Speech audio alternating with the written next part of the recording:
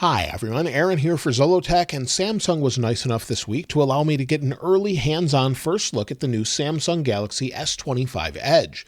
They hinted at this at the end of the S25 Ultra keynote a few months ago in January, and now it's here. This comes in at $1,099 with 256 gigs of storage. There's a 512 gigabyte option as well. We have three different color options: titanium icy blue, titanium silver, and titanium jet black. I really liked the black color here, and there are no special edition colors or anything else. These are the three colors available, so I think they look pretty good overall. As far as the design, well, because it's so thin, we have a titanium frame, similar to what we have with the S25 Ultra. This should keep it from bending. It's extremely rigid, and you really have to get your hands on this to feel how thin this is. You can see compared to the S25 Ultra side by side, it gives you an idea of how thin it is compared to the S25 and the iPhone, as well as just holding it in your hand, it's incredibly thin. Now, because it's so thin, I almost dropped it at some point, but I really thought this might be the perfect size phone. I know it's going to compromise in a few different areas as far as the battery and more we'll talk about in a moment, but you really have to get your hands on it to understand what it's like to use a phone that really shouldn't exist in this thinness. So I think it looks great. It really feels great in the hand. It has squared off edges around the outside edge. And of course, it has the same layout as the regular Samsung S25 lineup. You've got your power sleep wake button on the right-hand side. You've got your volume buttons. On the top, there's not a whole lot going on. On the left-hand side, you've got your antennas or antenna. And then on the bottom, of course, you've got your USB-C port, your SIM card tray, and your speaker and microphones. So pretty much everything you would expect. It's a little bit smaller than the S25 Ultra, so it feels pretty good in the hand. I can reach across the screen no problem, and the overall design of it feels very similar to the S25 lineup, but just thinner and lighter. It feels too thin to think that you would get through the day as far as battery life. Now, the front glass is Corning Gorilla Glass Ceramic 2. This is a new glass ceramic covering that they announced that will deliver advanced protection in a super thin form factor. So it should be super durable. However, it does not have the anti-reflectivity of the S25 Ultra, but I would say it's better than the iPhone.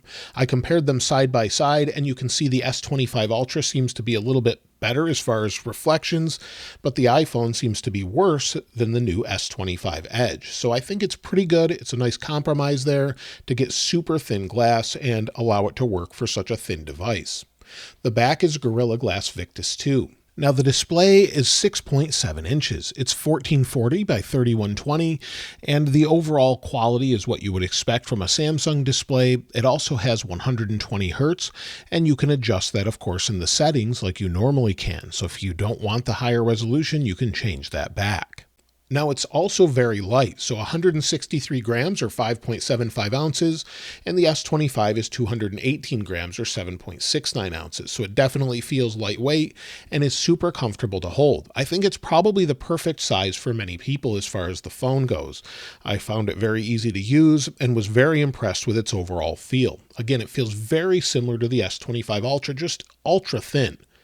Now, the chipset is the Snapdragon 8 Elite, the same that's in the S25 Ultra. It has 12 gigs of RAM and is just as fluid and fast. We have One UI 7.1, and it feels basically the same as using an S25 Ultra. It's super fluid, fast, and it's easy to use, has all the same features and everything else. Now, one area they didn't compromise at all in is it has a 200 megapixel camera, the same high quality camera in their higher end Ultra lineup. So 200 megapixels, f1.7 wide, optical image stabilization, and autofocus and everything else. So it's got the high quality camera, same sensor and everything as the Ultra. So no compromise there. We also have an ultra-wide 12 megapixel f2.2, and we can record in 8K 30. So it has all the same recording qualities and everything else. So you can see those in the options here. And it also has 4K 60 for the forward-facing camera. So basically everything you get in the Ultra, of course not the telephoto zoom camera that we get in the extra other cameras we have, but we have enough to utilize this as the day-to-day camera unless you really need those telephoto zooming lenses. The quality of the photos seemed to be pretty good. Now, I wasn't able to test it in multiple environments, but just took a zoomed in photo here, and then as we zoom into the photo itself, it's got a lot of detail, it's very sharp, and of course I'm really excited to try this out in the real world. I personally don't need all of the different options for cameras, but we do have zooms, and I don't need the telephoto zoom. This is good enough for what I would use it for. It may not offer enough lenses for everyone though. The battery though is something I know a lot of people are curious about. It's 3,900 milliamp hours, and while milliamp hours sort of give us an idea of the overall size of it, that doesn't necessarily mean how fast it will drain. There's a lot more that goes into it than that. So the overall life of this, according to Samsung, is somewhere between the base S24 and base S25. So it should get most people through the day, no problem. And of course, I'll test it out when I have one in hand to use as my daily phone. Now, it does charge 60% in 30 minutes, so if it does drain down, you can charge it pretty quickly. Now, the overall phone itself just looks really great. It's super thin, and more people seem to want either a thin form factor or better battery, or one or the other. Some people don't mind an extra thick phone. Other people want something that feels futuristic, and this phone definitely feels that way, being as thin as it is.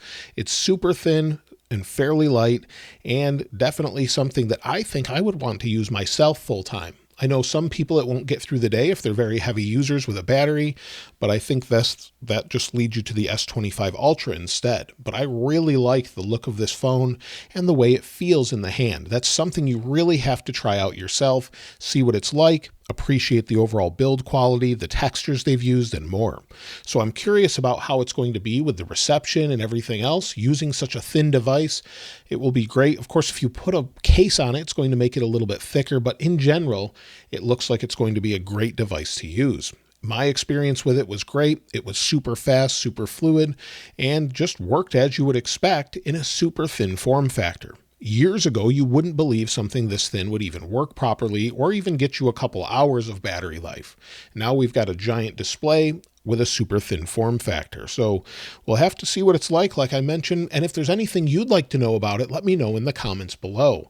Maybe I'll post that in my unboxing and full review once I get my hands on it. So that's the S25 Edge. Let me know what you think about the overall form factor. Would you go for the S25 Edge? Do you prefer the S25 Ultra? Let me know in the comments below. I'll leave a link in the description where you can pre-order an S25 Edge as well and get an additional $50 credit towards accessories or anything else with some great trade-in deals as well. Now, I'm looking forward to actually trying this as my main phone. This phone is something that feels a little bit more futuristic, despite it just being thinner. There's something about it, but you have to get your hands on it. So I'm curious what battery life will be like for me, since I use a lot of different social media apps and other things, but let me know if you have any questions or comments about it in the comments below. If you haven't subscribed already though, please subscribe, and if you enjoyed the video, please give it a like. As always, thanks for watching. This is Aaron. I'll see you next time.